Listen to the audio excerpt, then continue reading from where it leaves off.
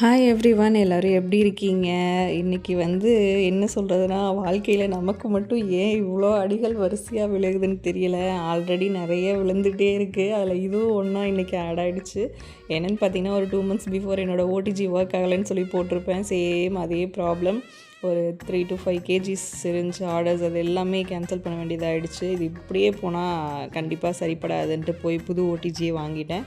புதுசு பார்த்திங்கன்னா ஃபேபரில் வாங்கியிருந்தேன். And 60 litres capacity. பழசு பார்த்திங்கன்னா குரோமா பிராண்டோடது 46 லிட்டர் கெப்பாசிட்டி. இப்போ வாங்கியிருக்கிறது கொஞ்சம் கெப்பாசிட்டி அதிகமாகவே நான் வாங்கிட்டேன். ஏன்னா நமக்கு இன்னும் போக அதிகமாக தேவைப்படும். அண்ட் எல்லாருக்குமே இது ஒரு அவேர்னஸ் வீடியோ, பேக்கர்ஸ் எல்லாருக்குமே. ஏன்னா எமர்ஜென்சி டைமில் இந்த மாதிரி ஆகிறது, நம்மளுடைய ஆர்டர்ஸ் எல்லாம் கேன்சல் பண்ணுற மாதிரி ஆகுது. ஆர்டர் கேன்சல் ஆகி அமௌண்ட்டு போகிறது செகண்ட்ரி. நம்மளை நம்பி கொடுத்தவங்களுக்கு நம்ம சொன்ன டைமில் டெலிவரி பண்ண முடியாமல் போயிடுது. ரொம்ப பெரிய கஷ்டமாயிடுது.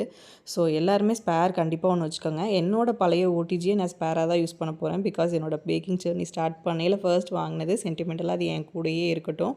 இப்போ வாங்கின புது ஓடிஜிக்கு பூஜைலாம் போட்டு மங்களகரமாக ஸ்டார்ட் பண்ணியாச்சு. வீடியோ பிடிச்சிருந்தா லைக் பண்ணுங்கள். தேங்க்யூ, பாய்.